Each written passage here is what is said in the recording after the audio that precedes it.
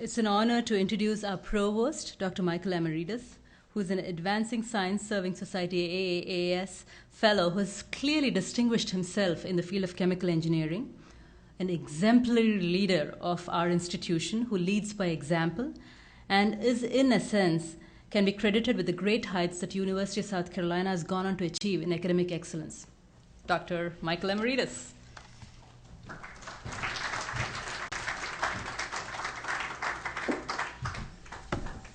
Thank you, Professor Narisimhan. You know, Mira is one of these wonderful faculty members that we have, one of the most tenacious when it comes to the pursuit of excellence. And I knew that since she was involved in this series of events the last couple of days, they would be fantastic because Mira were doing them. Welcome to the University of South Carolina. We're delighted to have you here. Getting prepared to say a few words for you before the real speakers and the experts talk. I looked up one word that is actually maybe of interest for academics. And this is actually the word that is used today across India, the word for a pen. The writing instrument in Hindi and most of the dialects is the word kalam. Kalam actually is the same, is a Sanskrit word, which was the ancient version. And if you look at the linguists and you try to figure out where this is coming from, the linguistic root of kalam is the word kalamos, which is a very specific plant in my home region of northern Greece. It's like a bamboo tree that the Macedonians were using for their writing instruments, and they carried with them. As I grew up in the Macedonian region of northern Greece, from a very early age, I heard the history of Alexander the Great and Raja Puru from India, and the respect that the Macedonian king showed to the Indian king after the battle at the Jhelum River. And it was very interesting to me, 2,300 years ago, when the East met the West at that point, how, despite the war, there was an opportunity there for the two leaders to find common values in honor and bravery, to be mutually respected among themselves and to be mutually understood. And that ended up in a very historic relation between Alexander and Raja Puru. Of course, today we don't have to go to war with our horses and the elephants, and hopefully we see less and less with our big instruments of mass destruction, but we frequently go to political battles, information battles, and financial battles, which have equally devastating and corrupting effects on the societies that they are involved. Sharing and understanding the core values of our Eastern and Western cultures, realizing how much we have in common actually and what we value, can go a long way in improving relationships and securing the well-being of people in all regions. This is why I think this particular project, the Encyclopedia of Hinduism, which is trying to do exactly this, share the core values between the East and the West, has a very good opportunity to be a very impactful project worldwide with significant effects for the well-being of the people. And this is why I'm very proud of the role that the University of South Carolina, my university, our university, and our faculty members have played in this wonderful effort and endeavor. I want to thank you all for your contributions. I want to thank you for your participation, and I want to thank you for being here today and welcome you again to the University of South Carolina. Thank you.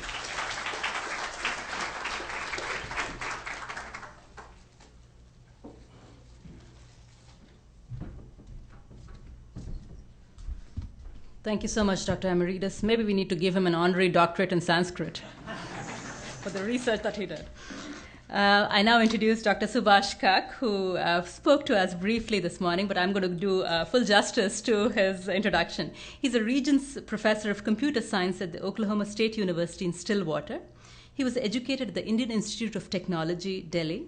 His current research is in the theories of neural networks and quantum information.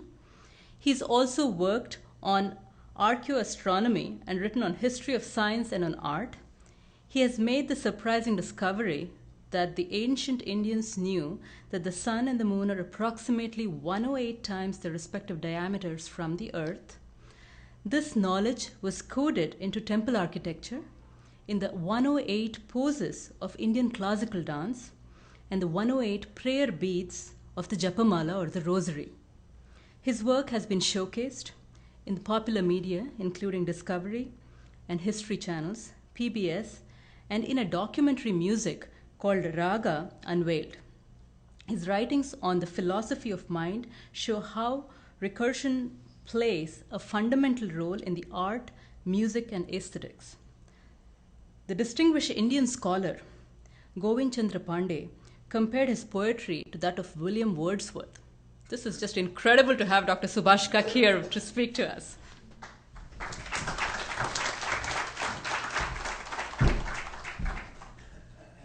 Thank you, Mira. We're going to have the slides as well. Oh.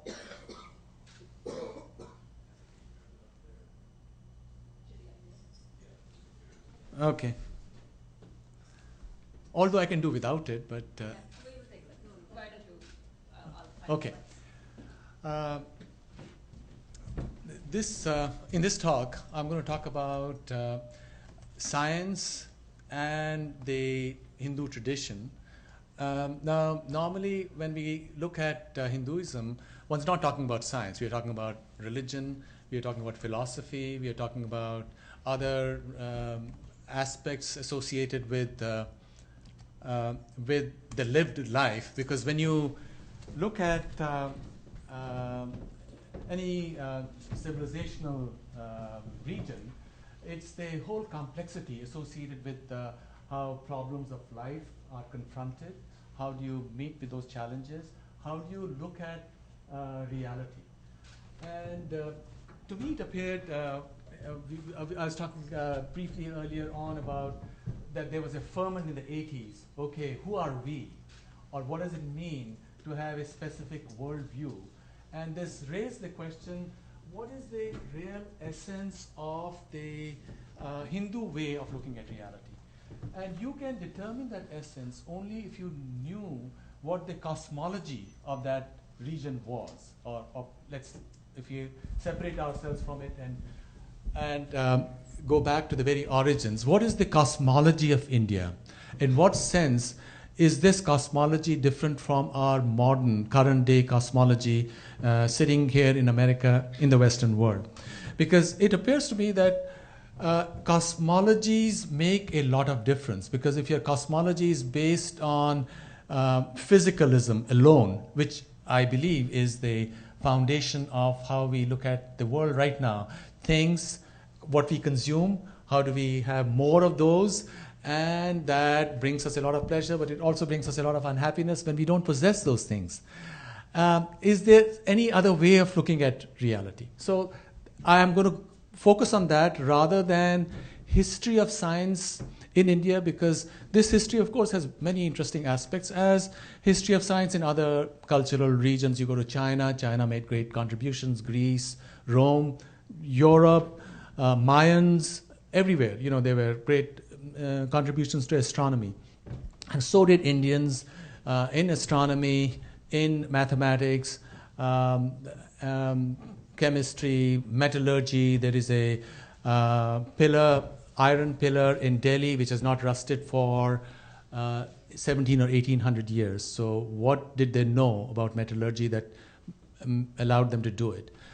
Now, if you don't want to focus on the past, because it's very technical, but rather go to the very essential, foundational view towards science that the Indians possessed, there are two questions that arise. First of all, is there anything in that view which is still relevant now? Because after all, we live in the age of science, and the way we know about the outer world, we know about medicine, the body, genetics, everything else is unprecedented. So could there be anything in the Indian view which would still be relevant. That's what I want to discuss.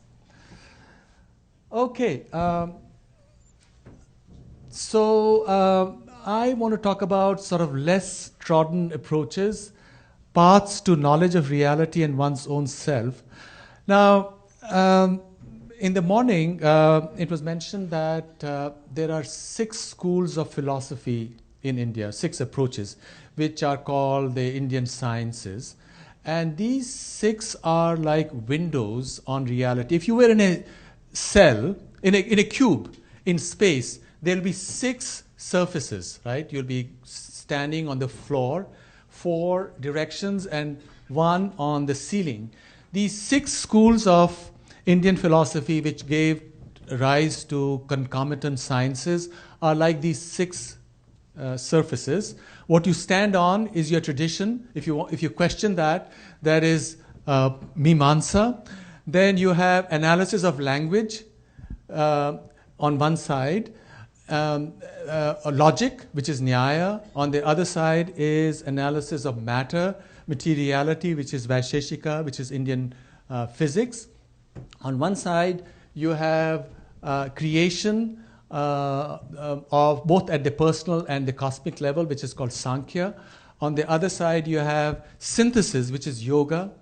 And the top one is looking at the broadest questions that you can think of, which is Vedanta. Now, of course, a lot of people have heard about yoga and Vedanta. And then into all of this system, you can fit in things such as, okay, what is ritual? Where does it belong? Does that contribute to any sciences? And apparently, what tied this all up was this cosmology that there is a connection between the inner and the outer. The fact that we can know is because it is already programmed, so to speak. It is a part of our very nature of consciousness. So that is the reason. The relationship, now this is of course something which the Greeks also said, as above, so below. And this is an idea which was current at many other places as well. But here, before I speak further to it, I want to mention some aspects of our current understanding of reality which sort of background this discussion. First of all, the case could be made that there's a certain crisis in science, that the observable matter or observable universe is only about 4%. 75% of the universe is supposed to be dark energy, and about 20% is supposed to be dark matter. And what we can observe is only about 4%. Now, this is as far as the physical cosmos is concerned, and physicists are concerned about it and trying to see whether our current theories can be modified so as to account for it. And the reason why this all happened is because about 15 years ago, it was discovered that the universe is accelerating away from itself, and that requires a lot of energy, and that is not to be found anywhere. Now, on the other hand, if you look at it from neuroscience, you have problems such as that, well, the processing inside the brain takes place in a distributed fashion, and we do know that we have different centers inside the brain which are focused on various tasks. For example, a person due to injury to the brain can lose the capacity to read, which is called alexia. But many of these people can still write. So even though you can't read, but you can still write, which is alexia without agraphia. Likewise, a person's eyesight might be perfect, but a person would lose the capacity to recognize faces, including their own, which is called prosopagnosia. All right. So the question that neuroscientists and others are looking at is 2 possibilities. One, that consciousness, and here what I'm talking about is consciousness as the fundamental point of discussion, that consciousness is an emergent phenomenon which is a consequence of complexity. But the other viewpoint, which is the Vedic viewpoint, is that consciousness is primary and matter is secondary. That consciousness doesn't reside at any specific place in the brain, but it's that consciousness is not its contents, because we normally associate consciousness with its contents. But the contents are secondary. But consciousness as that awareness principle, as that witness, is outside of the brain. And it's, of course, correlated. The fact that we are aware of ourselves is for which a brain is required. So these are two different possibilities that one can think of. And recently, of course, people have looked at, from neuroscience, they discovered that what one considers autonomous action inside the brain, a decision, is prefigured in the motor cortex, for example, half a second to 7 seconds prior to one's feeling that one has actually made that decision. So there is a paradox there. There is the mystery of creativity that most creative people, when you talk to them and ask them how did they arrive at whatever they arrived at, would tell you that they arrived at their discovery in a state of heightened awareness, not necessarily as a consequence of logical, sequential thinking. And then there are these savants who have astonishing mathematical and artistic abilities. So with all this as background, is there something that the Indian view tells us that is valuable? Now, let me go back to the Greeks. They had two philosophical schools. One, that the universe was nothing but things. The other, that the universe was nothing but change. And what's interesting is that quantum theory is a theory where the central equation, the Schrodinger equation, tells you that what changes is equal to what is. The derivative of the state function is proportional to the function itself. You know, it's sort of very interesting from a philosophical point of view. And what quantum theory has sort of mutually exclusive attributes that coexist within the system, and observation leads to choice between different possibilities. There are all kinds of things that, strange things, weird things that one reads about these days in the popular press about entanglement and all that, that things which are billions of miles apart could be interrelated, and if something happens to one at the same time, faster than the speed of light, there would be a corresponding effect elsewhere. So all of this is just to sort of foreground that that there may be a universal field, which is what consciousness is, which is reduced by the brain, and maybe there are two aspects to brain processing. The deeper one is quantum mechanical, and the surface one is neural. And then that would be consistent with the kind of observations that we've been talking about. And in biology, in the last 3-4 years, quantum theory has been brought into the picture because people have realized that in spite of the fact that for a long time people thought that quantum mechanics should not show up in biology, now you have photosynthesis, a very good theory for it, sense of smell, and now most recently in this conference last week, there was a study from UCSF and Harvard. They found that meditation has an effect on the length of telomeres, so that the way genes are expressed is affected by the mind. All right, so this was just background. Now let's come to the Vedic system, because what we are trying to do here is to see whether Vedic wisdom could still be of relevance to modern science. Clearly, what was technical science that was created in India, that cannot be a part of the conversation related to new discoveries, because that's more of history of science, just as we study history of science elsewhere, you know, if you're looking at astronomy or whatever else. But there is one area where, due to what I just mentioned, the fact about the mystery of consciousness, the fact that we don't know how the distributed processing inside the brain becomes coherent. We don't know about how discoveries are made.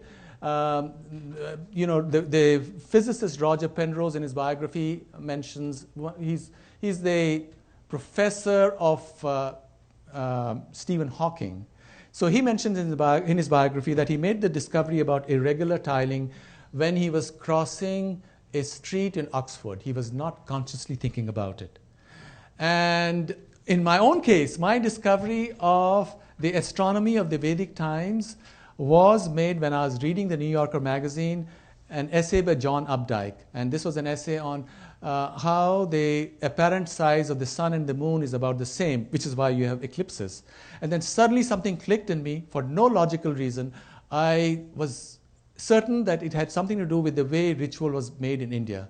And that's when I discovered that the altars that were a part of the fire ritual were connected to the motions of the sun and the moon. The solar year is not equal to the lunar year. There's a difference of 11 days. So in any event, so what does the Vedic way look at reality? Or how does it look at reality? What it says is there is a transcendent unity. By transcendent, what we mean here is going beyond the categories of space and time and mind. That state is transcendent. There is a duality at the phenomenal level between matter and consciousness. There's always a duality, no matter where you look. You cannot put them apart. You cannot put them together. But there is a universal mind, not the phenomenal mind, the contents of the individual, but there is an awareness principle which is universal. And as I mentioned in the morning, Schrödinger himself thought that that was the only resolution that you could have to the problem of consciousness. And there are many counterintuitive ways of the workings of the mind. So this is what the Vedic system says.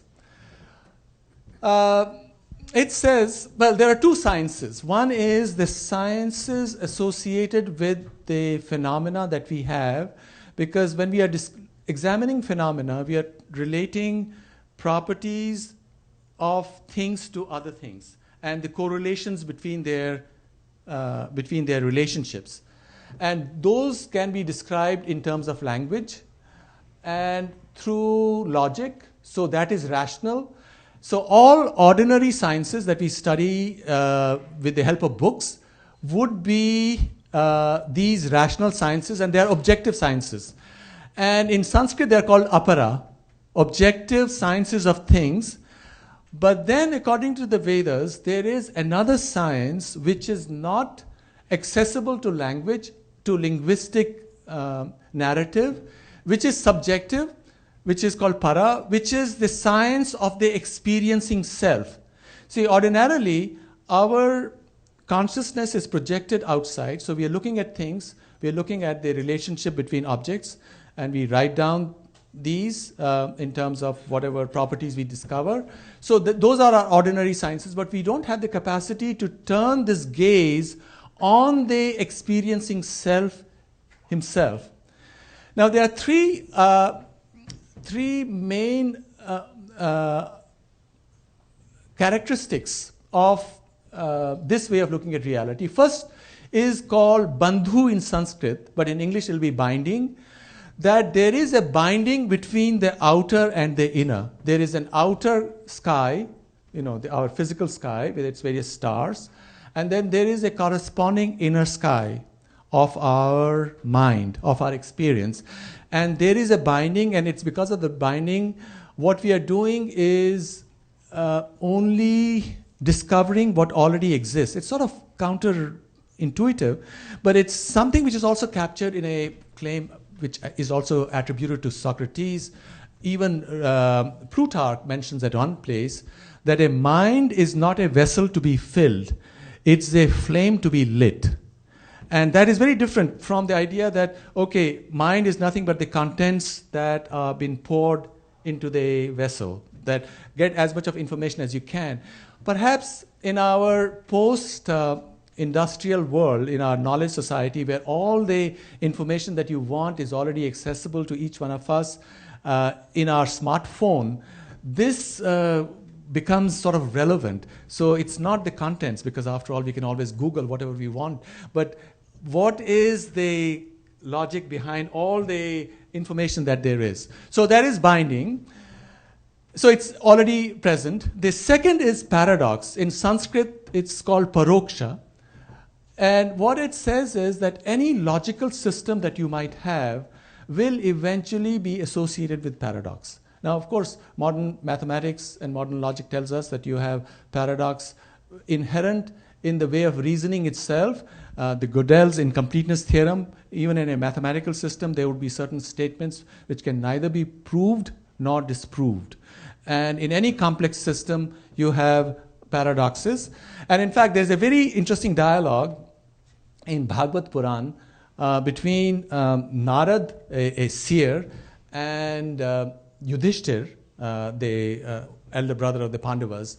And Yudhishthir goes to him and he says, what is the way, how do we obtain knowledge? Or what is the mark of a wise person?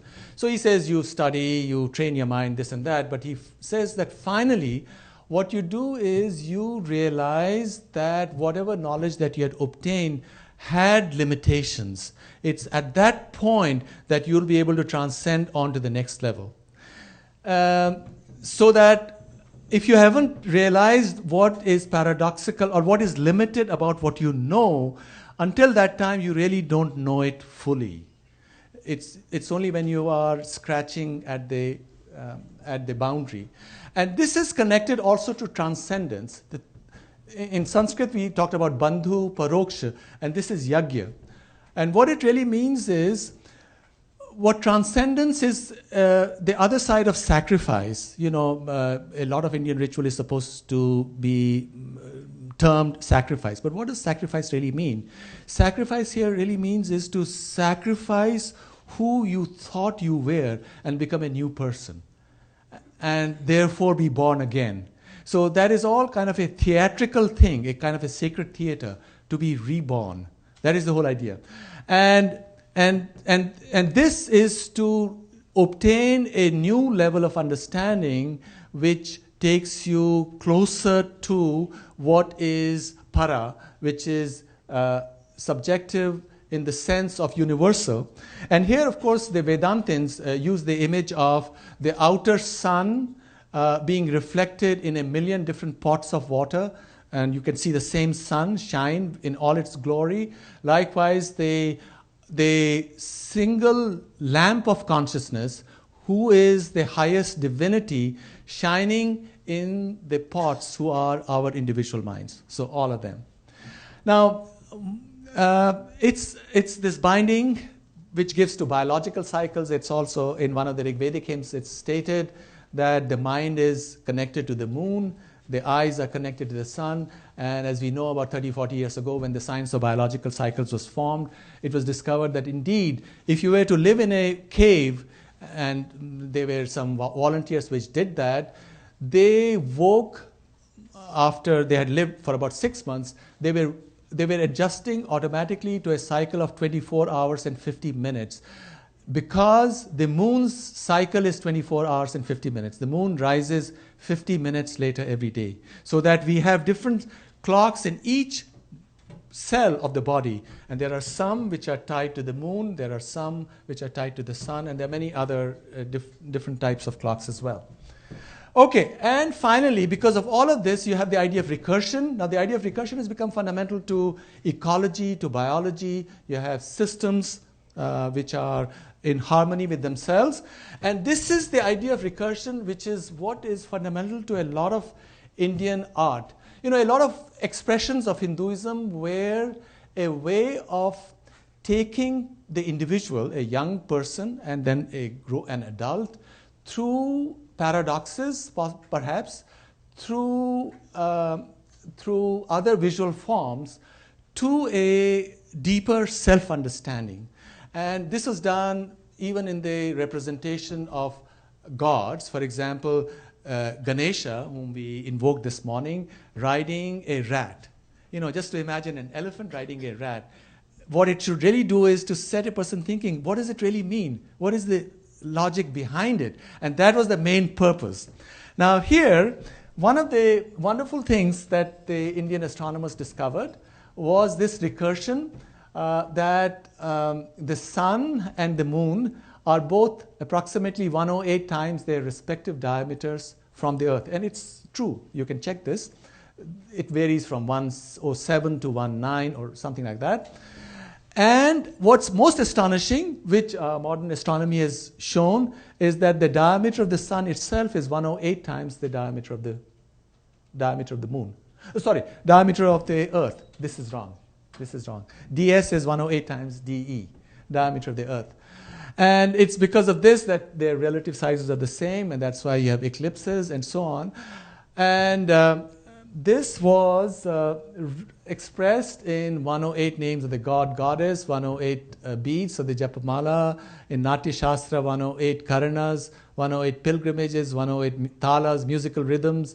The temple circumference was 180 units, and access was 54 to the Garbhagriha, to the Sanctum Sanctorum, from the entrance was 54 units. So that, what was the idea here? The idea is that, okay, first of all, if you are really so interested, you wonder what is this number 108 mean? The second idea is that because the outer is mirrored in the inner, in some abstract sense, the inner lamp of sun, the god, and you could give your divinity whatever name you wanted, is 108 units away from the earth, which is your body. So you're making a symbolic journey. When you're repeating 108 names, you're making a symbolic journey from earth to the sun. So that was the idea. And the idea was there are some kind of these resonances, and if you do it, sometimes just practice opens certain doorways. And there are lots of stories about how by meditation, because basically what is meditation for? And I just mentioned that these recent study at UCSF and Harvard has shown that meditation can actually affect how genes are expressed, and therefore genes are not destiny. You can, through education and through control, change things, and that's what epigenetics is also showing.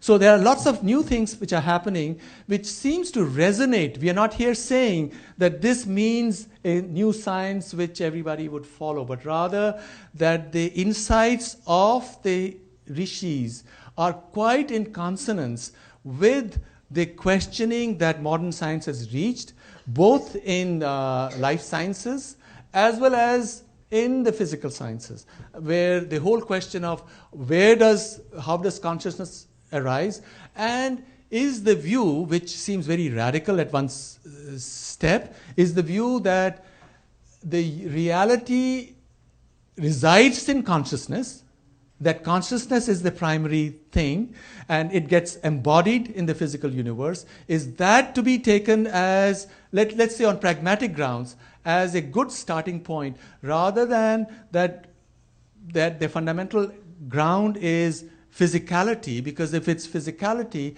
then we are all separate. Then there are some people who are poorer, some people who are richer. There is a lot of unhappiness and despair, and we see that in the wealthiest countries and wealthiest societies.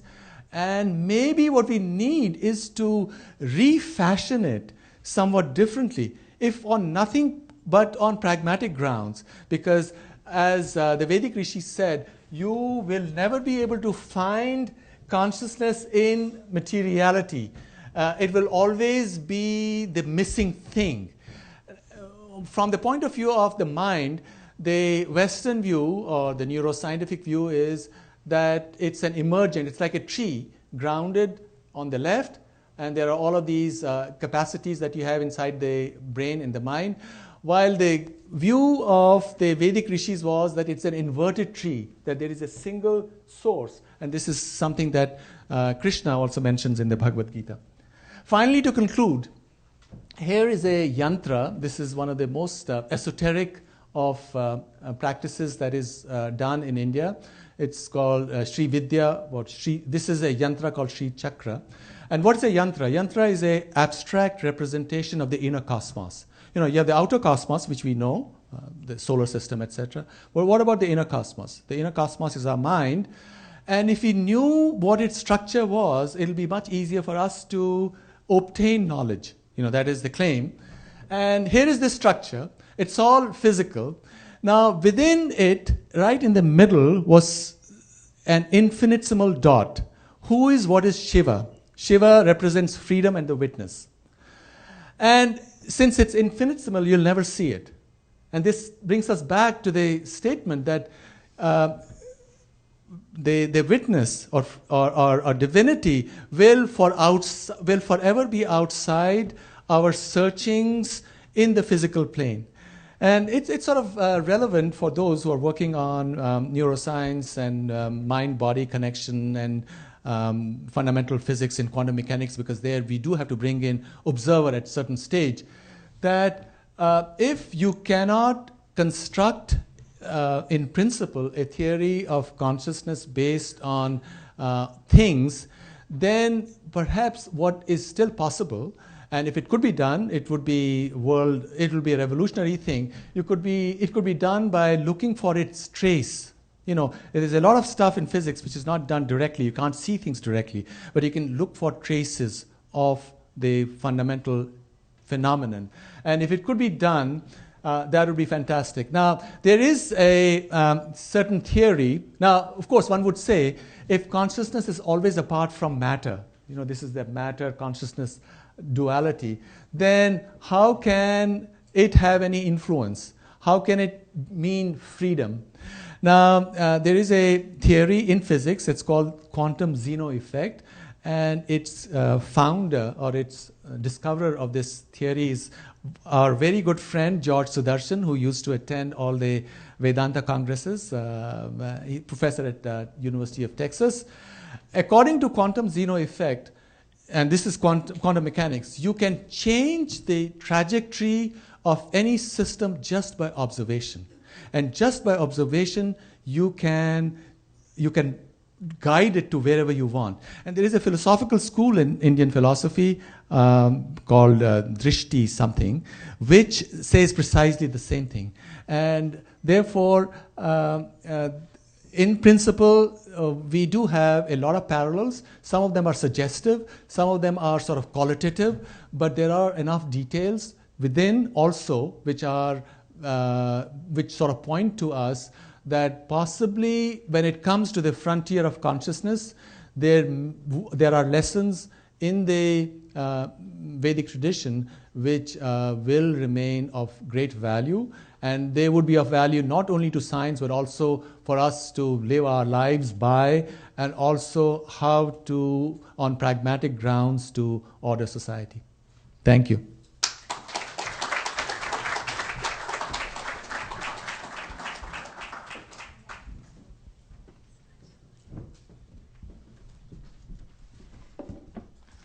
A vast ocean of knowledge. I mean, this is just simply incredible. And I was sitting here, it was just the rubric and the tapestry of Hinduism.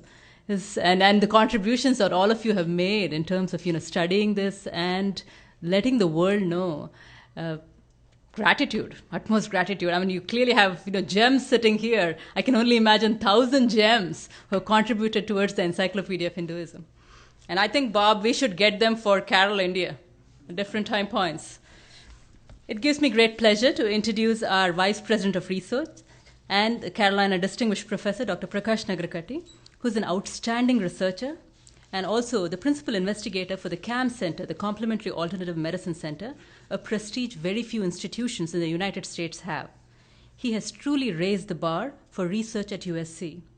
The Encyclopedia of Hinduism was located in the Vice President of Research office when it began, and it's a distinct pleasure to have an Indian American as the Vice President of Research for its unveiling. Dr. Nagarkatti.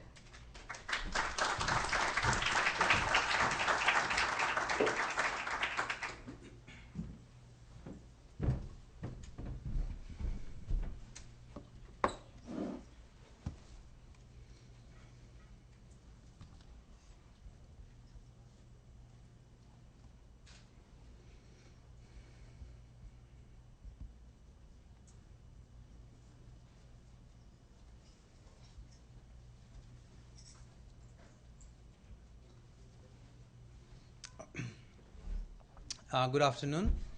Pujya Swamiji, Sadhviji, distinguished colleagues, all those who contributed in many different ways to develop this encyclopedia of Hinduism, as well as the people who donated funds to bring this to fruition. And again, let me thank Meera for organizing this meeting. It's been just a wonderful meeting. It's been a distinct honor and pleasure to be here this afternoon to talk a little bit about the ongoing research at the University of South Carolina, as well as try to give you a little bit of background information about what Meera mentioned about complementary and alternative medicine.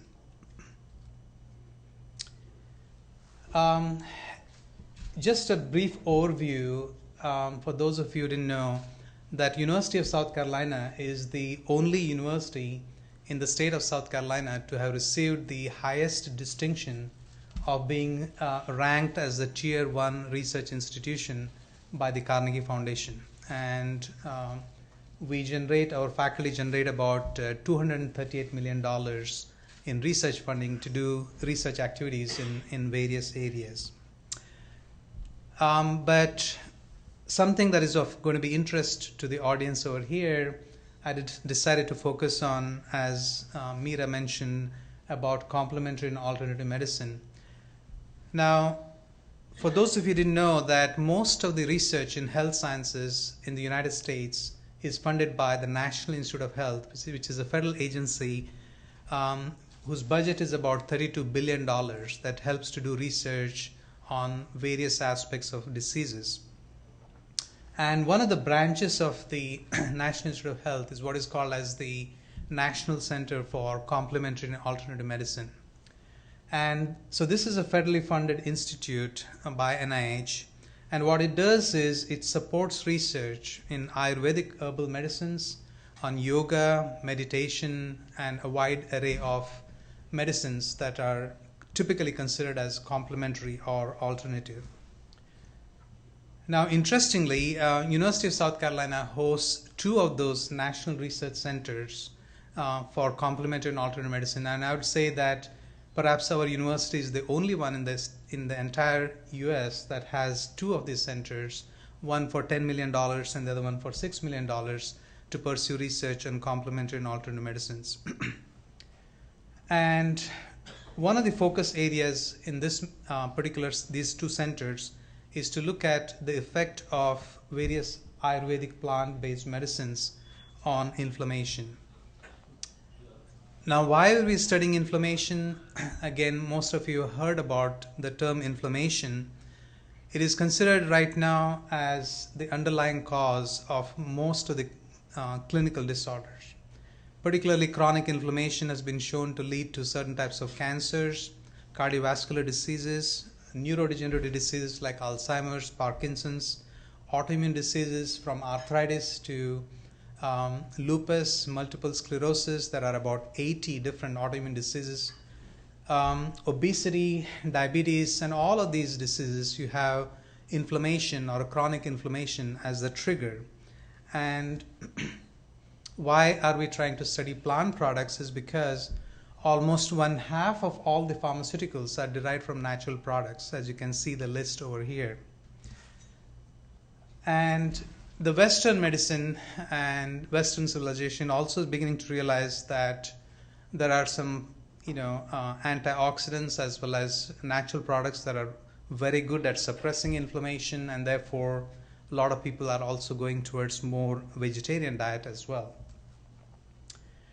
Now, Ayurveda is one of the oldest medical systems, as you know. It's more than 5,000 years old, and it has its roots in the Vedic culture of India, and is treated as a supplement of the Vedas, both Rig Veda and Atharva Veda. And Ayurvedic treatments not only rely on spirituality and trying to be to lead a life that would help in preventing or getting diseases, but also once you get diseases, try to treat these with herbal products as well as various plant products. Now, in India, has one of the largest floras, has about 45,000 plant species, some of which are unique only to India. And yesterday, Swamiji discussed about, when he was 8 years of age, he went into the Himalayas and he met with various rishis and who were keeping themselves alive through meditation, prayer, spirituality. But I'm sure they also knew which of those plants were useful in terms of trying to keep themselves healthy and fit. And it's believed that Himalayas as well as other areas of, in India, they are, they are the place for more than 45,000 plant species. And however, if you look at the pharmacy of Ayurveda, it has got only about 600 herbal formulas and about 250 single plant drugs. So there is therefore enormous wealth of information or species that are flora that is available that we can pursue research that would help in discovering new drugs and new treatment approaches as well. Now, briefly, some of the research highlights of the center. We started with about 800 different plant products, and now we are screening about 100,000 natural compounds. And basically, we are using high throughput analysis, really state-of-the-art technology, to try to discover drugs or compounds that can suppress inflammation, suppress chronic inflammation. And we look at the effect on thousands of genes, as well as one of the previous speakers talked about epigenome, looking at how outside the genes these plant products can affect, thereby trying to use them potentially as anti-inflammatory agents. Currently, our research centers have more than about 50 scientists, including graduate students, postdoctoral fellows, junior faculty, senior faculty, and so on. And we are working on a large number of different inflammatory disease models, from multiple sclerosis to diabetes and so many other types of disorders. Now, our goal is to try to promote Ayurvedic medicine as a part of the complementary and alternative medicine at University of South Carolina. Our goal is also to try to integrate ancient medicine, which is Ayurveda, with the modern medicine, the Western medicine, and promote collaborations between India and US on Ayurveda, and also try to develop new drugs based on plants used in Ayurvedic medicine. And our long-term goal is to make sure that USC becomes the epicenter of integrated medicine that would serve as a model across the world for people to lead healthy and productive lives. And as Swamiji put it yesterday, that it's not about religion, but it's about spirituality. It is about loving one another, trying to spread kindness, and making sure that we not only make people aware of their spirituality through yoga and meditation and so on, but also try to discover new drugs that could potentially have a major impact on the lives of people all around the world.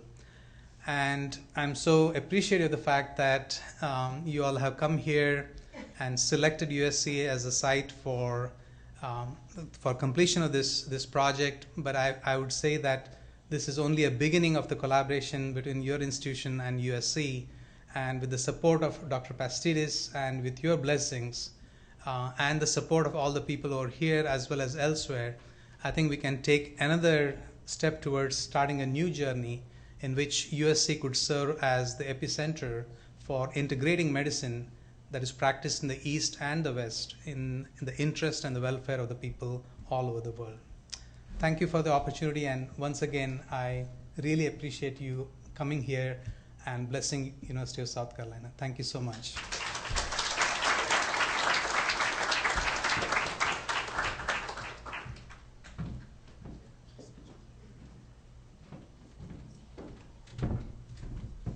Here, Dr. Nagarkari, I would kind of completely agree with that. Being a neuroscientist, I'm all for mind-body-spirit connection. And clearly, going back to Hinduism, that's exactly what it talks about in health as well as what it pertains in disease. So clearly, we have a long ways to go in terms of, trying to get there. But I'm sure with kind of clearly the gems and the pearls of wisdom that the Encyclopedia of Hinduism has given us, we'll have at least scratch the surface in terms of understanding how do we go about in trying to kind of augment some of the existing traditional treatments that exist in today's clinical practice. With that, I would like to invite Sadhvi Bhagwati ji, who requires no introduction. Please why don't you give her a big round of applause?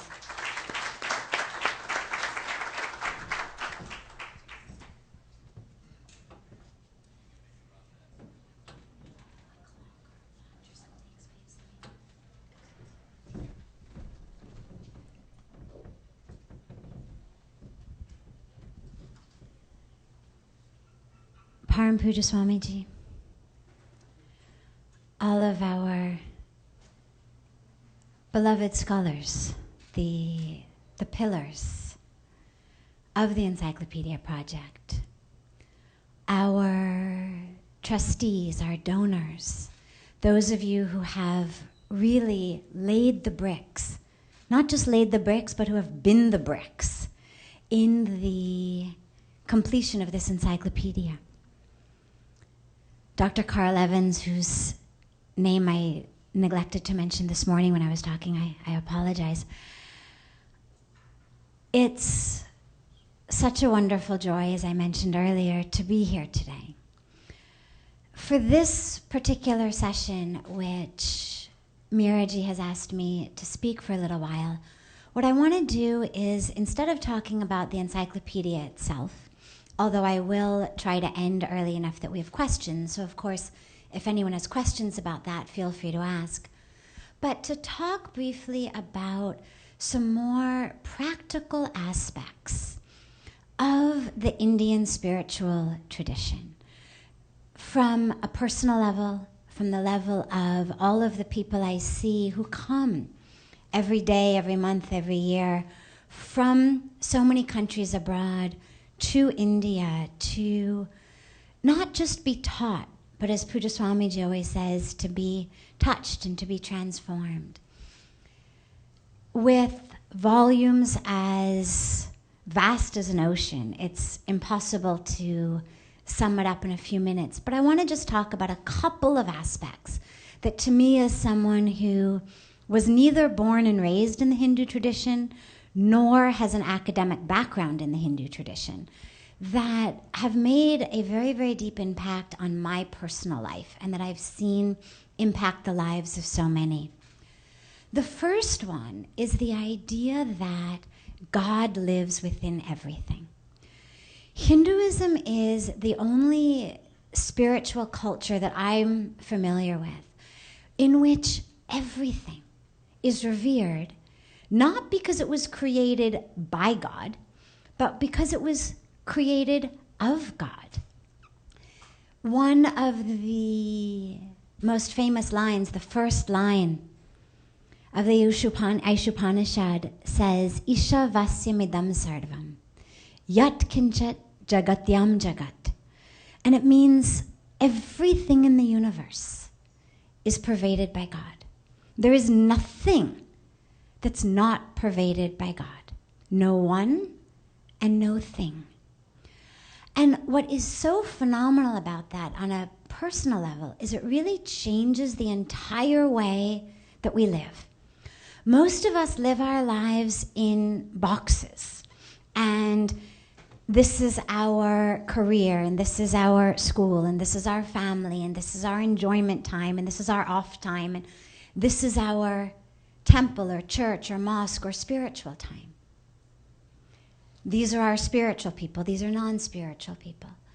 And what this reminds us is everyone, everything, wherever we go, every minute of every day, we're in contact with the divine. There's a wonderful story that I love to share of 3 men who are stranded on a boat in the middle of the ocean. And they divide the boat into 3 parts, imaginary and invisible lines, but nonetheless, much the way that young children do in their bedroom. This is my half, this is your half. And so the 3 men have divided this boat into 3 parts, and each of the men is happy with his own third. And one day, 2 of the men look over and they notice that a leak has sprung in the 3rd part of the boat. And they say, stop it up, the water's going to enter the boat, we're going to sink, we'll drown. And the 3rd man says, oh, don't worry, it's only leaking in my part of the boat. And I love the story because, of course, we laugh and we understand that a leak in any part of the boat, imaginary lines or no imaginary lines, is going to bring the whole boat down. And yet, we draw these lines in our lives. This is my work. This is my fun. This is my family. This is my yoga, meditation, spiritual life. And what this teaching reminds us is those lines are just as imaginary and illusory as the lines of the men on the boat. And the beautiful aspect of that becomes that our lives are able to become a spiritual practice. How many of us have found ourselves stuck in traffic or running late for a religious event or a yoga class or a meditation retreat, and our blood pressure is rising and rising, and our pulse is getting faster and faster, and our palms are sweating, and it's this sense of, get out of my way, I've got to get to my yoga class. Move out of the way, I have my meditation retreat. I've got to go to temple, I've got to go to church. Now, on the way, of course, we're prepared to run over whomever we need to run over, honk at whomever we need to honk at, yell at whomever we need to yell at, because I've got to get to meditation and experience loving kindness. I've got to get to yoga and experience union. I've got to go to temple and pray to God. And so what we end up with is this much of life that becomes stressful and chaotic, and this much of life when we're actually sitting in a meditation class, a yoga class, a religious program in which we feel connected. And the gift for me on a personal level of this teaching is, wow, it's not just that class that's yoga. It's not just the divine in that temple, but wow, maybe the person who's driving so slowly in front of me on the freeway is also the divine. Can I see that same divine in the lady who's taking too long to check me out at the grocery store? In the guy who just cut me off on the freeway? In the person who I think is responsible for all of the things that ail me in my life? Am I able to realize that that same divine lives within them? Because God certainly tells us, in regardless of any of the scriptures that we're looking at, tells us over and over again, I reside within each of you. Bhagavan Krishna tells us, I live within the heart. Not the heart of certain people, not the heart of people of a certain color or a certain culture or who perform a certain set of rituals, but I live within all of your hearts. Ishavasya sarvam. In everything. Everything is pervaded by that divine. So suddenly, wherever we go, with whomever we are interacting, it becomes a yoga class. That's what yoga means, union. And as Pujya Swamiji was saying earlier today, maybe it was in the press conference, that yoga is not just about, uniting our hands to our legs. It's a union of the self to the divine. So my whole experience becomes an experience of spirituality. I remember when I was young and I was studying at Stanford, I used to go down to a beautiful retreat center a few hours south of Stanford at a place called Esalen for these wonderful weekend meditation retreats. And you'd spend the weekend from Friday afternoon to Sunday afternoon learning loving kindness meditation, compassion meditation. And by Sunday afternoon, we all felt like, yeah, I'm there, I'm one with the universe. My loving kindness extends so far out. And every Sunday afternoon, whenever I was there, I'd pull out of the driveway of Esalen to make a left turn onto the freeway to go back to Stanford. And that highway, for any of you who have ever been to California, is probably the most beautiful highway in the world. It's right on the Pacific Ocean.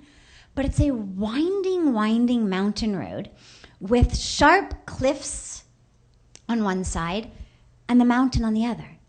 So it's a one lane in each direction, no passing highway for 50, 60 miles.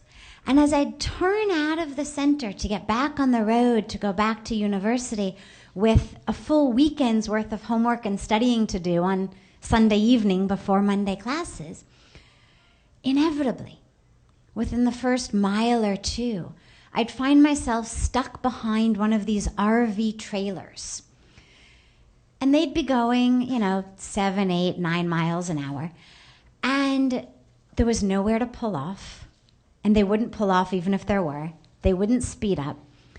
And I'd watch this incredible sense of what I thought I had really attained, of great compassion, great loving kindness, this wonderful sense of expansion of the self, degenerate into murderous thoughts of the person driving the RV in front of me in a matter of, half an hour. And I share the story because that's how so many of us live. I lived like that for such a long time, where meditation is relegated here at the retreat. Yes, loving kindness, compassion, oneness. But out in the world, it's different.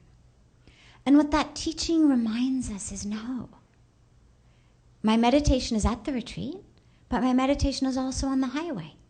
My loving kindness is also for random, nameless, faceless people who I'm envisioning as I sit in meditation, and also for the driver of this RV in front of me, and also for everybody in the world around me. And what that does then, in addition to benefiting ourselves and allowing every minute of every day to be yoga and meditation and spiritual practice, is it benefits the world. Because suddenly, things most of us take for granted, what we eat, what we buy, what we wear, suddenly become religious questions, questions of faith, questions of deep, deep thought. Because, well, if the animals are also God, and if the people working in sweatshops at below minimum wage in some third world country are also pervaded by God, well then, who am I to make choices that injure God in that form? And so suddenly we find ourselves, not because someone has told us, thou shalt be a vegetarian, thou shalt buy organic and free trade, thou shalt not support slave labor, not because we have to keep reminding ourselves of that, but because we're able to see that same oneness, that same divine in everything. The last point that I want to mention is a continuation of something that Anna Hazariji spoke about this morning. In the Bhagavad Gita, Krishna says something very beautiful. He says, he is a yogi. And in this case, again, he doesn't mean a yogi as in one who's particularly physically flexible, but he who is a wise person. He with clarity of thought, clarity of action. He is a yogi. To whom? A brick of gold, a handful of dirt, and a lump of clay are the same. Now, to me, this is so interesting, particularly coming from this culture, because he clearly doesn't mean that spirituality dulls our senses. He clearly doesn't mean that when you become a yogi, you lose the ability to distinguish between the way that gold and dirt and mud feel in your hand. What's he saying? And that too in the same context when they talk about the importance of the power of discrimination. So we're taught to discriminate, right from wrong, truth from untruth, darkness from light, and yet things as vast and varied as gold and dirt and wet, drippy clay should be the same. And what he means is they're the same in terms of their ability, their potential to bring us that which we want in life, that which we're looking for. Most of us think that a brick of gold has a much, much greater potential to bring us what we want than a handful of dirt or a lump of clay. But what the message is no. It's not about that which is outside. It's not about the name and the fame and the money and the prestige. It's not about any of that. It's about that which is inside. And since most of us spend our entire lives running after that which we want, you can tell what we want by how we run and what we're running after. And what most of us spend our lives running after is that metaphoric brick of gold. Money, title, name, fame, prestige, status. And what Lord Krishna reminds us is, fine, have it. It's not that it can't coexist with happiness and joy and peace and fulfillment. But its ability to bring that happiness and peace and fulfillment is equal to that which can be brought to you by a handful of dirt or a lump of clay. And that, to me, has been one of the greatest teachings of Indian culture, coming from a world in which it's all about being number one. It's all about being on top. It's all about more and achievement and achievement. To be reminded over and over again, if you still think that on any qualitative level there's something different about a brick of gold and a handful of drippy wet clay, you've still got a lot of work to do. I'd like to end here for now. If we have a couple of minutes, I'll take questions if anyone has anything before we continue on with the next item. Any questions about anything? What are we looking at time-wise? Should I stop? Perfect. So we now have our beloved Dr. Hal French, about which Meeraj will tell you. Initially, we had a break, but I think in the interest of time, and many of our distinguished speakers, are going to have flights kind of starting at 5 o'clock. So I just want to make sure that Pujya Swamiji has time to spend with many of the folks who are here today. So let me invite our distinguished emeritus professor, Dr. Hal French, an associate editor of the Encyclopedia of Hinduism. And he's been to Rishikesh several times with his students. And I think it's going to be a great experience getting the students on the panel in terms of talking about their wonderful experience, exposure to Hinduism at Rishikesh and in India. And I know Hal, President Pastidis has also talked about study abroad and trying to figure out ways in which we can make this happen. So we will definitely kind of be interested in looking at how all of that pans out and how this would be a beginning for a lot of good things to start. Well, thank you. We've got two microphones here. Is that right? Both of them live? Yes. All right. The encyclopedia is a legacy, then, that we're giving to students. And yes, Rishikesh is a home for me, one of my homes. And many of you have sacred places, don't you? Have sacred places. I just learned another thing about Bhagavati I didn't know, because Esalen on the West Coast is one of my spiritual homes, too, having been there several times. But two places in India, Ramakrishna Mission in Calcutta, and then certainly Rishikesh. I've been there 4 times with Carl Evans on one occasion when the first 3 volumes, with the blessing of the Dalai Lama and other people, came out.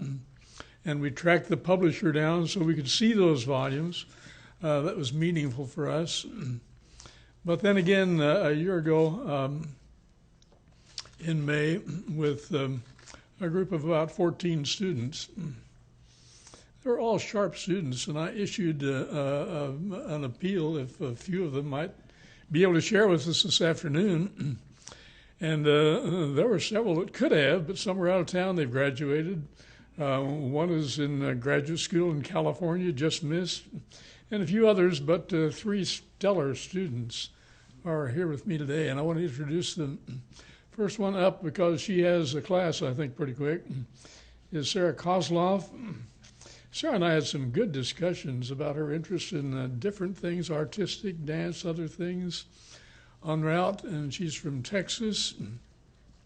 Sarah, like you, Bhagavati, is of Jewish background, but really appreciated what India had to offer in the total tradition. So Sarah's first up. But, this is a legacy, and these encyclopedias will be resources then in the library for this generation and generations to come. So these three students have already sampled that tradition. They've already sampled that tradition, being in Rishikesh and hearing Swamiji and Bhagavati talk to us and being in on the worship services and so forth. So they have a feeling for that, and I wanted them to share something of what they had to observe then for us. Sarah?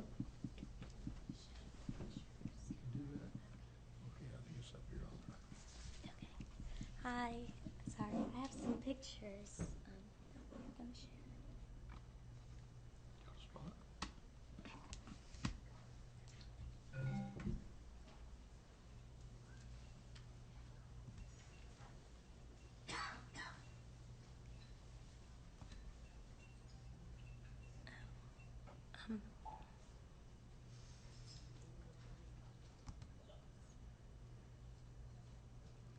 Sorry. Do you know how to open it from here? Slideshow top. It's their pictures. So would I open? Okay, I have some pictures from when we visited. So for me, my trip with Dr. French was kind of the tip of the iceberg. I didn't know very much about Hinduism. I didn't know very much about just the various cultures present in India and how rich it was and diverse. So for me, it was a very eye-opening experience. It really changed perspective-wise for me how you look at things and approach problems and think, really consider, the bigger issue. In India, I constantly found myself trying to reconcile these small experiences we were having with different people and encountering all of these different perspectives, both religious and people from educational backgrounds. And then the bigger picture is just when you're driving or walking around the cities and kind of just absorbing. So for me, it was just trying to digest all that we were seeing and really trying to understand it in a way that was meaningful. Rishikesh was particularly meaningful for me because, when you're there, you just instantly feel a presence, a really strong spiritual kind of presence that I had never kind of experienced, that kind of clarity and calm at the same time. It opened up a lot of questions for me as well, and we had the opportunity to hear Bhagavati speak about her personal journey from when she was a student at Stanford and then coming to India, and it really left a very strong impression on me and kind of inspired my interest in spirituality and kind of the contemporary sense, how it fits into different people's lives and how it brings meaningfulness to them. So here's just some pictures when we were at the ashram. Uh-oh. It's vertical.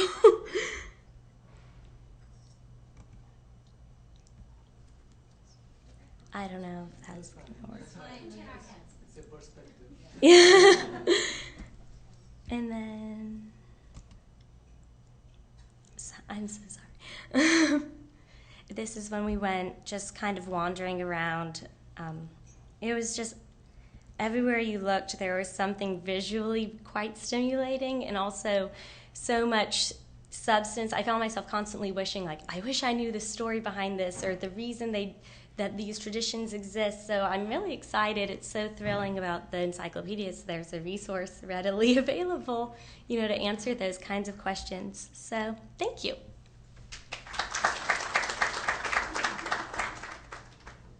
I don't know how to eject this. Can I just pull it out? Sorry.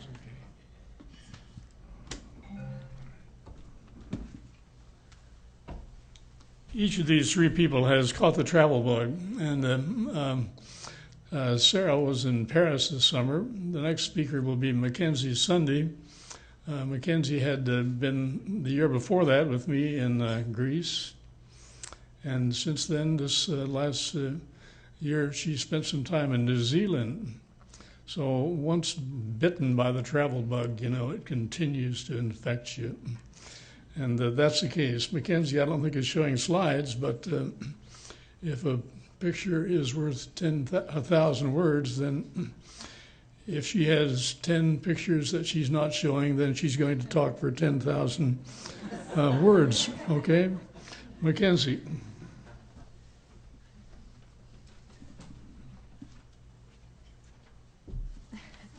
Hi, everyone. So I thought of bringing pictures, but unfortunately there is, I think, about 15 of us. We all have cameras and we all took the exact same photos. So I'm sure that Sarah will have pretty much the same things that I had. But when I came to Rishikesh and India in general, I was pretty much a complete novice about Hinduism and India in general, despite the little amount that Dr. French had managed to teach us. But my experience in Rishikesh was really incredible, and I think being a novice and being new to Hinduism almost made that experience more intense for me. One of the things that I remember that stands out in my mind is I think both nights we were there, we attended the evening arti, and it was just an experience unlike anything I've ever experienced before. It's very hard to describe. But I remember sitting there and watching the ceremony, and this kind woman seated next to me leaned over and asked me if I understood what was happening, which of course for the most part I did not. And so she proceeded to then explain to me the whole ceremony, and I was just so touched by the fact that she was so willing to share with me, and she wasn't upset by my ignorance or anything like that, but she was just so kind and so willing to share with me part of her culture and take that time to make sure I really understood what I was seeing, and that really struck me. The other thing that I remember from Rishikesh is I did attend a morning yoga ceremony? Class. That's the word I was looking for.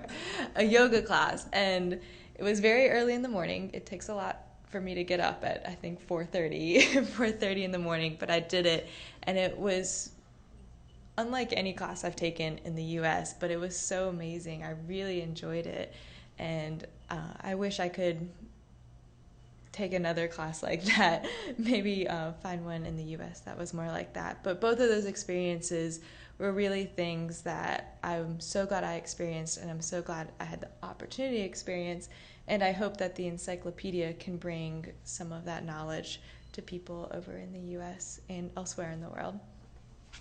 And that's all I have. Thank you.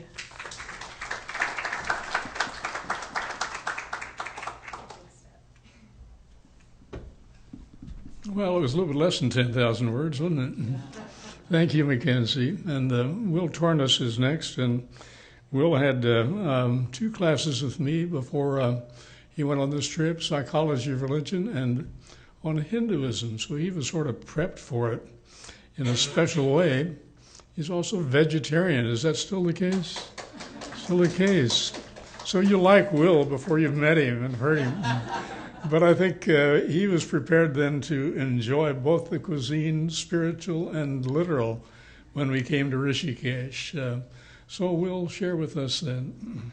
And Will, incidentally, was in Spain this summer, so the same thing about the travel bug applies.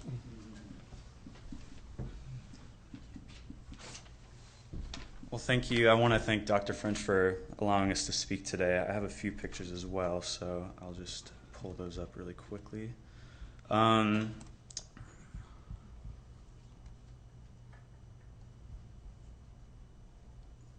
we arrived in Rishikesh, it didn't take long for me to realize that it was a very special place. The energy that I felt there, I had never felt anywhere else.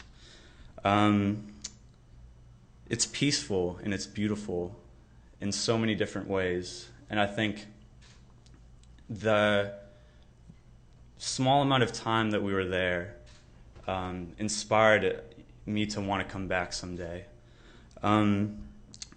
Among the arti in the evenings, the yoga in the mornings, tea by the river, the whitewater rafting, there was one moment that I'll always remember, and it was after one of the arti ceremonies.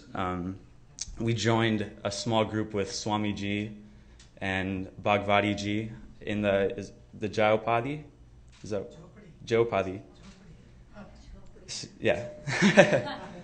And there was one moment where, when asked about how we can incorporate meditation into our lives, our busy lives, what's something that we can do, and I remember Bhagavati Ji explaining, just simply start with 5 minutes every day, just simply starting small and allowing that to grow. And after that, I remember Swamiji had the lights turned down and everybody in that space started meditating together. The room was completely silent. I remember that in my head, I had never felt such a clarity of my mind. And I was able to focus only on that particular moment and what was happening in that space. I'd never felt that before. So I have an incredible amount of respect for Swamiji and Bhagavati Ji. And I hope that one day I can return to Rishikesh and to the ashram for a more extended period of time, hopefully. And I hope that this encyclopedia can inspire others to want to travel there and learn more about such an amazing culture, an amazing religion, and an amazing people that have influenced so much of the world. And I hope that people at this particular university can also use that resource. And I'm very proud that it's taken place at this university. So thank you everyone who's worked on it.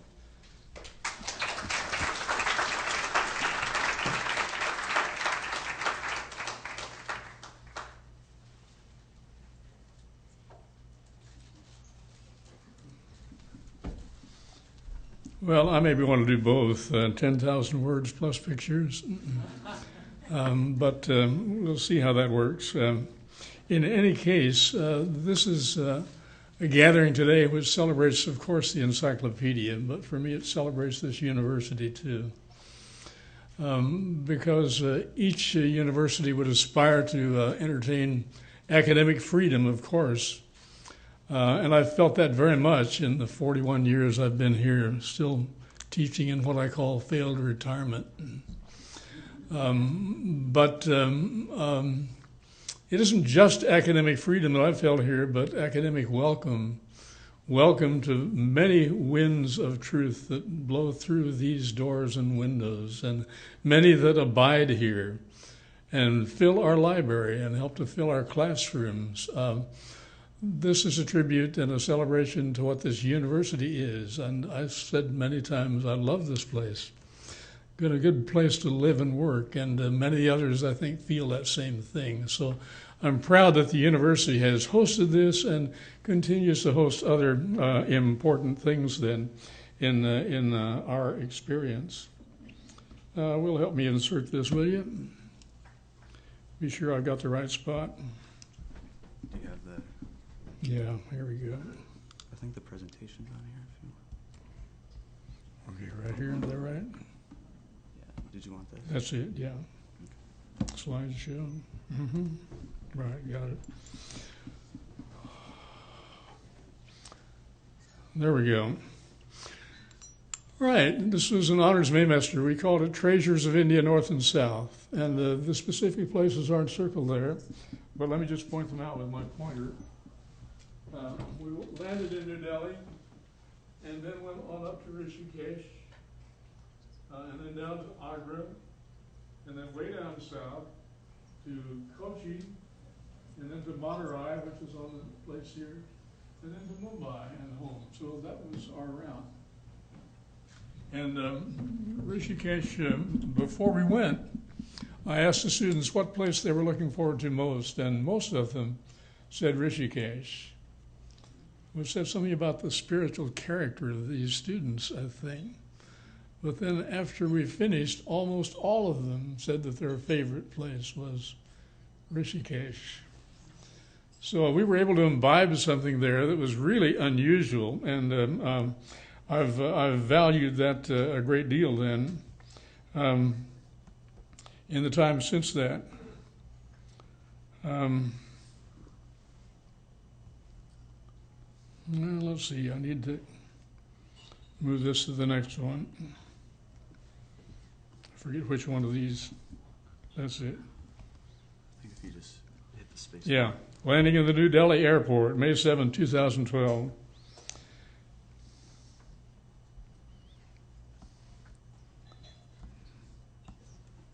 Which one? You just hit the space bar. Hit the space bar. Yeah, Yeah, okay, thank you. All right, landing in the New Delhi airport. And this is our group at the Jama Masjid, which is, I think, the largest mosque in India, in New Delhi. They put on special outfits for us. We couldn't just come as we are. But my dad used to run an elevator and a feed store in southwest Kansas, near Dodge City. And women would in buying feed, they would come in and buy a feed sack that had a pattern they liked for a house dress. And we had house dresses for this, I think all of us then, same way. And I teach a course currently on learning nonviolence from Gandhi and friends. So one of the first things we did was to visit two of the sources of Gandhian thought in New Delhi. And this was at the Birla House where he was living when he was assassinated. And this sign, I am praying for the light that will dispel the darkness. Let those who have living faith in nonviolence join me in the prayer. M.K. Gandhi. And then this one at the Gandhi Museum in New Delhi, which is nearby or a part of that same complex. The steps toward where Gandhi was assassinated, and you look at those reverently. And then Will and I at the Rajghat where Gandhi was cremated. And my wife, who's smuggled into this picture today, at the same place. And a cow, sacred. Westerners sometimes wonder, all those hungry people and all that hamburger on the hoof. But there are reasons. Bharat Mata, Mother India, and it's that maternal thing that is recognized very much, and a cow in many ways is regarded as sacred. And here's evening worship at Parmarth Niketan. I would echo what Will said and the others that the evening arities that I've experienced quite a few times now are really exceptional. And I don't know of another religious service that has, for me, been more impressive. And other people writing in different travel books have said the same thing. So a really impressive service. And I'm duplicating some of the slides here that Will shared with you. Swamiji, you're there. I'm in close proximity. Bhagavati, a reverent pose. This is the evening worship. Part of the time we were out on a platform on the Ganges looking back at the fire ceremony and the chanting then that took place there.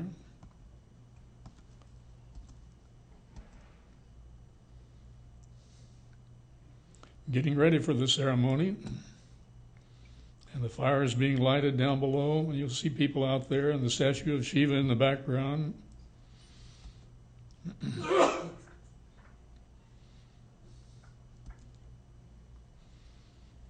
And then this one, and Swamiji would chant for us for a while each evening, and that was also memorable. And Mackenzie suggested that someone interpreted that to her. But even if you don't have an interpreter, you can imbibe something of the essence of what was transpiring. And I never felt that I really needed to be informed more than that. This is our total group there. Someone took a picture for us. And this is Krishna, of course, above with Arjuna as his charioteer. that you recognize. So a number of aspects of the Hindu tradition are concretized in these forms then in the site. One of our people who wanted to be here but instead had to start her graduate program in California a few days ago, Kirsty Houston. And I like this, the interior garden, and then next to it, well, the morning bathers here, maybe Will was one of those. I was on one occasion.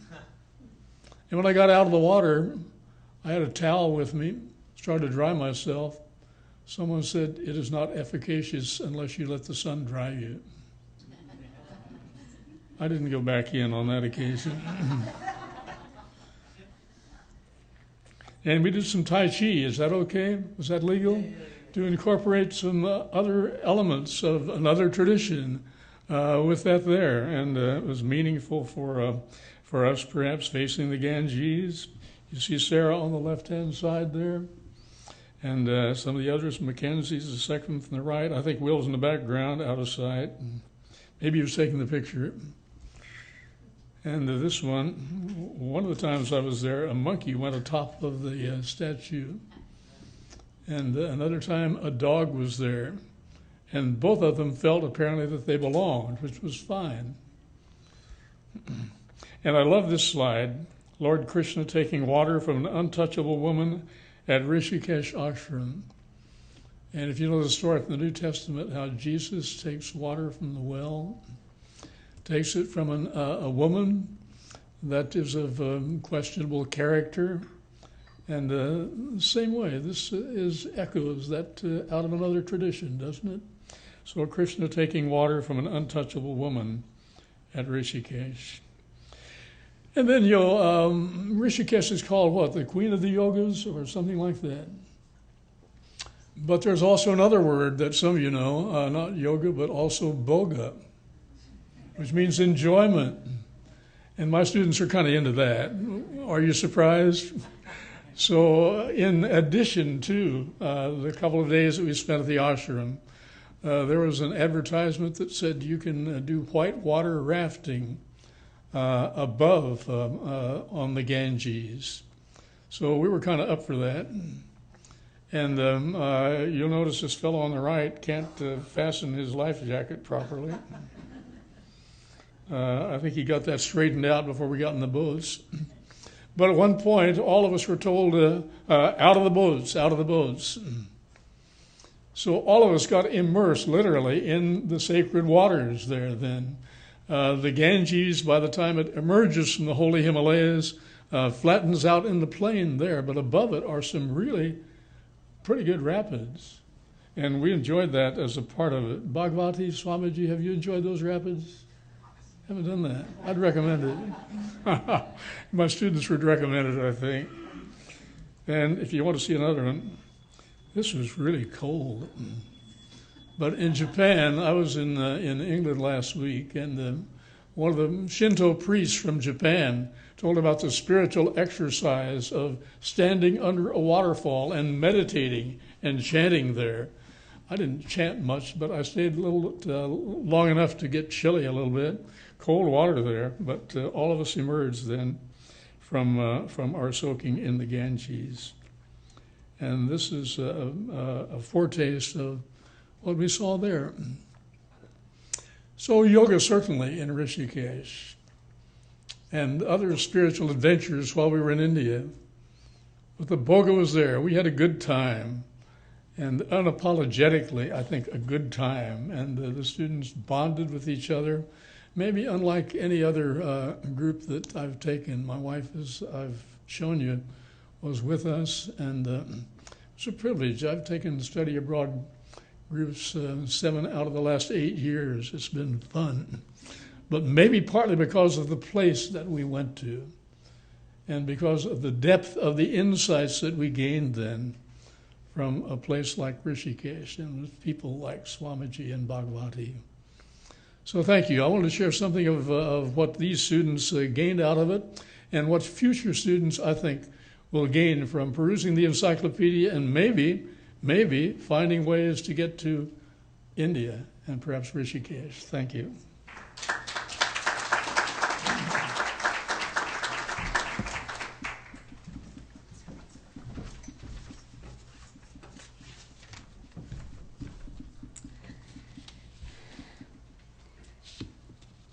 Pujya Swamiji and Sadhvi Bhagwati ji would like to honor two individuals from the University of South Carolina. If I could request Ms. Pam Bowman.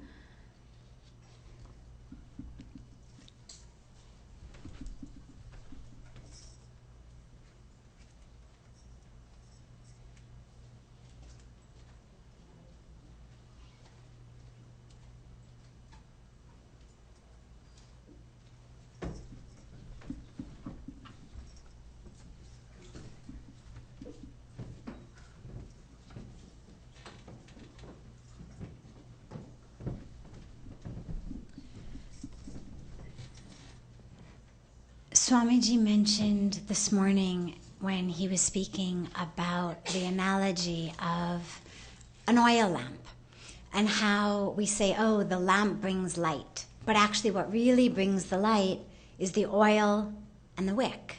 We call it a lamp, we call it a diya, but it's actually the oil and the wick that have made that light. And here over the last couple of days with this amazingly beautiful event, we've had an entire team working under Dr. Pastidas, working with Miraji to make everything here flow so smoothly. And recognizing two of the members really is just symbolic, because the two of them are here as symbols of the entire team, all of the oil, all of the wicks that have brought together the light of this beautiful event. Pam Bowman has been the organizer of events here and has been working with all of the nitty-gritty details. Usually you've got one person who handles the big stuff and somebody else who handles the little stuff. But what I've seen here is she handles everything from the biggest stuff to the littlest stuff and everything in between. Close to 24 hours a day. I've gotten emails really late at night and emails really early in the morning, so we're not talking about a 9-to-5 type of job. And she really has, with great devotion and great commitment, gone out of her way, way beyond the call of duty, to make sure that this event flowed not just smoothly on stage, but all of the behind-the-scenes aspects, making sure that everything was comfortable for our speakers, our scholars, the special guests who have come. So thank you so, so much, Pam. And the other person is Peggy Vinette. I don't know if Peggy is here, but she's supposed to be coming. Okay, we'll hold on to this then. If you could give it to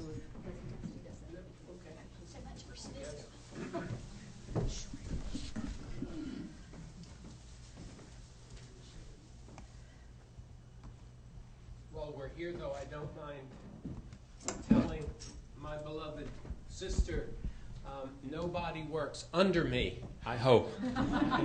We work alongside of each other, and most of the time they're above me and beside me. But it is so wonderful that your spirit recognized someone like Pam Bowman, who lifts us up every single day.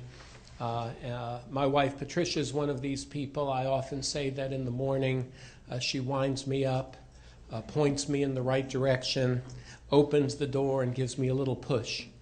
And then the day works out well. These are the people who are our family, of course, and without them we'd be far smaller in our own service to others. So Pam, you're the best.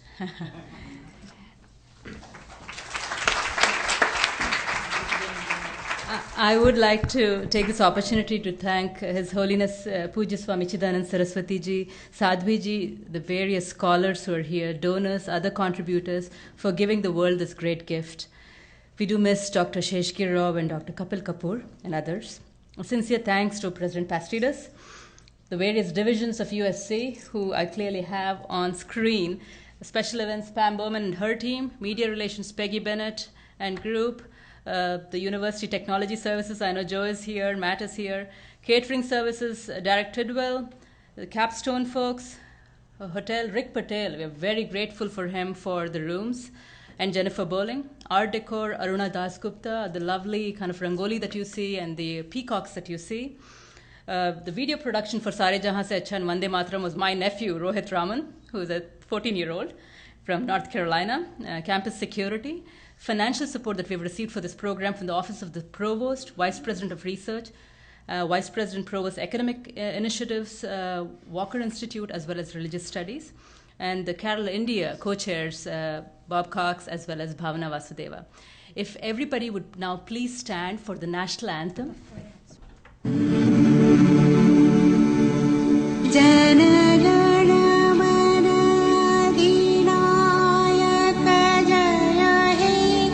Bharat भाग्य विधाता पंजाब सिंह गुजरात मराठा द्राविड उत्कल बंगा विंध्य हिमाचल यमुना गंगा उच्छल जलधि तरंग तव शुभ नाम जाने तब शुभ आशीष मांगे गाहे तव जय गाथा जन गण मंगलदायक जय हे भारत भाग्य विधाता जय हे जय हे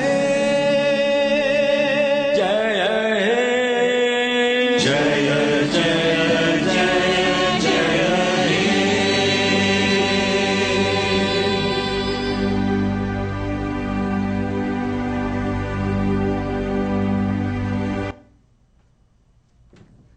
Thank you all. You've been a great audience, and I do hope to see you all. This clearly was the start. We are starting with an auspicious event to have the launch of Carolindia, which is a year-long initiative. We look forward to seeing you all.